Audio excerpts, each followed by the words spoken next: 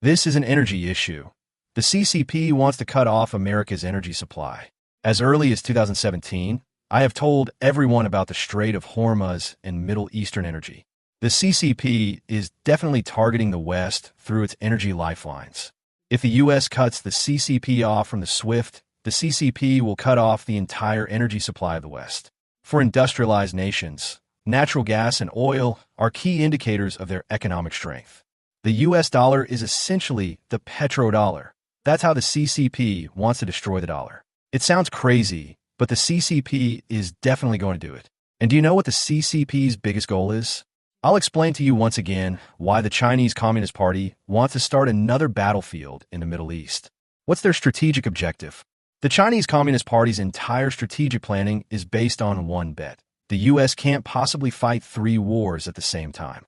With the Russia-Ukraine war and now conflict erupting in the Middle East involving Iran, Saudi Arabia, Iraq, the Houthis, and Syria, a war is inevitable.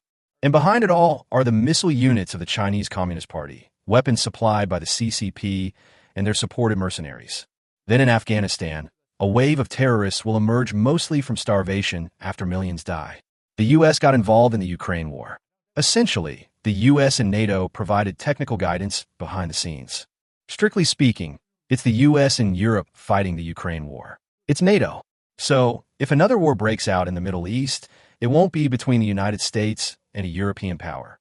Instead, the U.S. would likely be facing off against the Chinese Communist Party. When the Chinese Communist Party moves to attack Taiwan, there's no way the U.S. could handle a third battlefield at the same time. The U.S. strategy has always been to be able to win 2 wars simultaneously. This was a policy developed after the Iraq War, the 1991 Gulf War. Starting in 1997, between 1997 and 2000, the U.S. established a strategy to be able to win 2 wars at the same time. In Yugoslavia, the war at the time was focused on decisively winning a single conflict. That's when the U.S. military changed its deployment timeline, from the previous 2 weeks, or 1 week down, to just 48 hours. Now, the CCP is betting that the U.S. can't win 3 wars at the same time. He's stirring up trouble in the Middle East to distract the U.S. from his attack on Taiwan. So, at that point, the U.S. and Europe will have no choice but to take action. But remember, even if they do take action, there's no way the U.S. and Europe together could send troops to mainland China. It seems unlikely that will occur. All they could do was carry out airstrikes. The CCP will remain if the Chinese people don't revolt after the bombing.